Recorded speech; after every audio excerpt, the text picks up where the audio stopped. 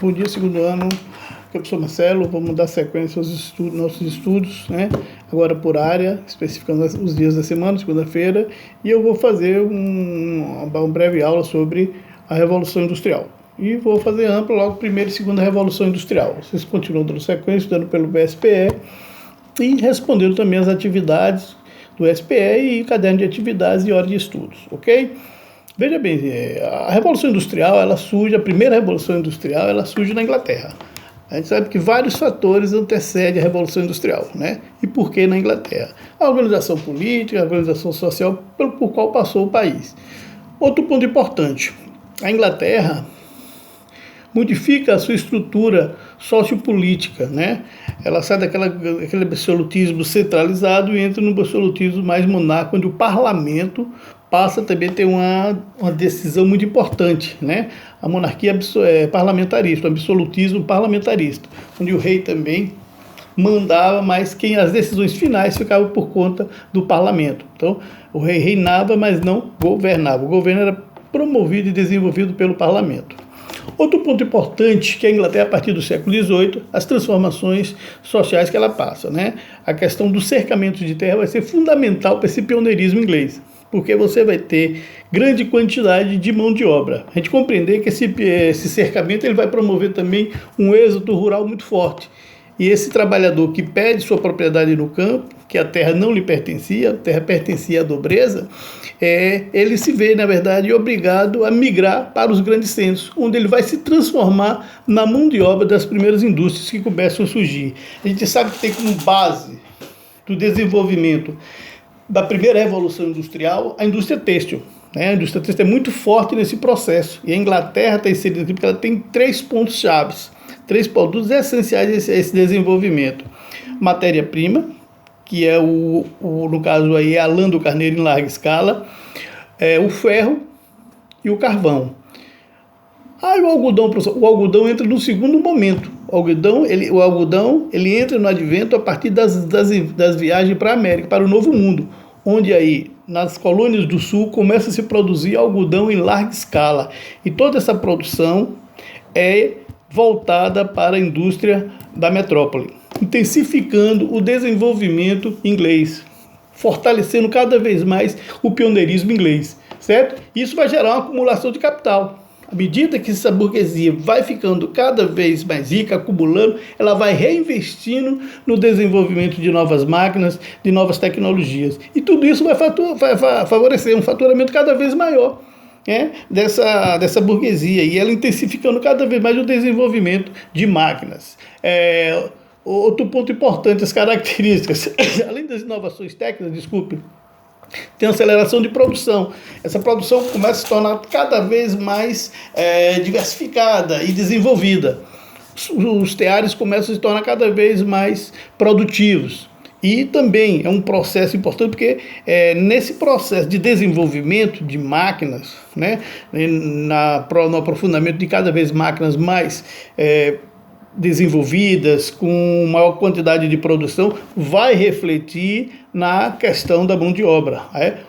O trabalhador começa a perder espaço nesse momento, mas é um momento claro de mudança do sistema manufatureiro para o maquinofatureiro. As máquinas se tornam cada vez mais importantes nesse processo. E a Inglaterra aí tem uma vantagem: o ferro, o carvão, muito forte nesse momento, associado à lã e o algodão que começa a chegar. Tudo isso dá ao setor têxtil inglês uma supremacia muito grande em relação ao restante dos países do mundo, dando todo esse processo de industrialização que a Inglaterra se passa, certo?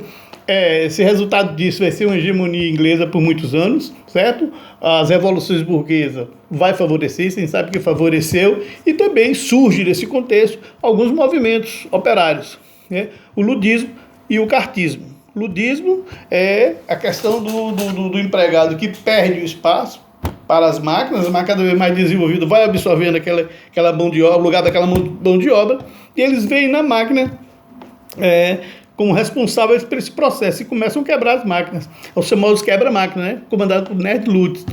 E tem outro movimento, que é o cartista, onde, a partir do momento que o movimento ludista não surte o efeito esperado, eles veem em se organizar politicamente, né, uma maneira de representar a classe nesse processo produtivo. Então, o cartismo, eles começam a buscar uma participação no parlamento inglês para defender os interesses da classe operária, defender os interesses desse trabalhador, ok? Mas a gente sabe que o desenvolvimento tecnológico é uma coisa natural e cada vez mais vai assumindo o lugar de muito do trabalhador, criando, de certa forma, um problema social muito grande, certo? Essa primeira revolução industrial, ela tem um domínio, no primeiro momento, só em inglês. Mas a segunda fase, a segunda revolução industrial, ela já abrange uma série de situações que vai levar o maior contingente. Ela começa a ocorrer a partir do século XIX e do século XX, e aí você vê inserido Europa, Ásia, Japão e os Estados Unidos. Outros países começam a surgir nesse processo. A Inglaterra não fica fora desse processo produtivo, mas ela já não tem mais aquela unanimidade, ela já tem outros países participando desse processo de desenvolvimento, né? E a gente não pode compreender que cada vez mais as máquinas estão se tornando desenvolvidas e muito mais potentes. Essa fase também é pautada pela questão do petróleo e do aço, produtos que entram muito forte nesse processo de desenvolvimento, e novas inovações tecnológicas, é natural. E um ponto-chave na segunda revolução industrial, que vai ser um fator de muita transformação, é o transporte e os meios de comunicação, né? Com o advento do vapor, desde a máquina de James Watt, esse processo de produção e de industrialização se torna muito mais forte, claro.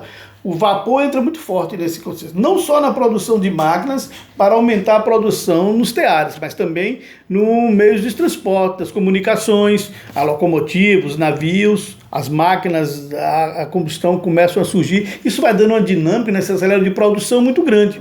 Ao mesmo tempo que você produz muito, você precisa também buscar mercado consumidor. Não adianta você produzir muito e não ter a quem vender. Acaba a Europa ficando obsoleta para suprir toda a demanda daquilo. Então, há necessidade de buscar novos mercados consumidores, que ao mesmo tempo, a gente sabe, agrega no processo que vai dar na origem no processo de neocolonização. A chegada dessas grandes potências nas regiões periféricas do mundo, onde busca mercado consumidor, matéria-prima e mão de obra relativamente barata. Certo? Então, há toda uma série de contextos envolvidos, que a gente fala do aprimoramento do debate científico, né? Intensifica-se muito esse estudo, a difusão de comportamento industrial, começa a surgir fortemente a classe do industrial, do patrão, e a classe do trabalhador, líderes de classe, movimentos operários, as ideias socialistas já começam a surgir, defendendo essa classe operária muito bem a partir da segunda revolução industrial, o que não existia na primeira. Tinha liderança, mas não com esse contexto tão, diria assim, visando o operário tão social como as ideias socialistas começam a permear, principalmente no século XIX, os movimentos de classe, né, que já foram estudados sobre isso. E tudo isso vai dar origem, que a gente chama do neocolonialismo, essa nova fase de colonização, a busca de grandes produtos, novas áreas de consumo para esses produtos industrializados, como também matéria-prima. A matéria-prima é fundamental, porque você vai aumentar o processo de produção muito alto, vai produzir isso muito mais. Os teares, as máquinas, não só na têxtil, outras indústrias começam a surgir muito fortemente. Com o advento do aço, muita coisa começa a surgir, novas maquinários, muito mais potentes, e há uma necessidade de buscar matéria-prima e também mercado consumidor para a demanda dessa produção, né?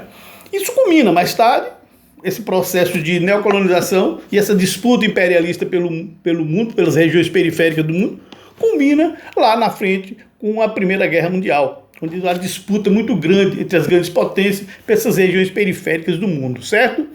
Os movimentos operários já citei, a gente destaca muito bem o ludismo e o cartismo, os dois grandes movimentos que surgem nesse período, dando uma conotação a essa classe trabalhadora. E na segunda revolução industrial, volta a frisar a questão das ideias socialistas muito forte, ok? Nós temos o caso japonês, a era Meiji, que é um caso específico, um caso à parte, né? O Japão, com as disputas internas muito grandes, disputa de poder muito grande daquelas dinastias, mas aos poucos ela começa a se desenvolver e vai tendo a necessidade de abrir seu mercado para os outros países, inclusive com pressão muito grande dos Estados Unidos. Então, o caso japonês é um caso específico e na frente vai dar com uma das grandes potências mundiais, ok? No primeiro momento é isso só sobre Revolução Industrial e qualquer coisa entre em contato, estou à disposição, volto a frisar. No transcorrer da semana estarei sempre à disposição para qualquer dúvida, qualquer necessidade. Façam as atividades e, mediante qualquer dúvida, entre em contato comigo, que estarei disposto até a esclarecer qualquer questão, qualquer dúvida para vocês. Continue fazendo o SPE e vamos nos preparar, que já está chegando o segundo simulado aí, né, do SPE para a gente praticar, ok? Um abraço, estou à disposição.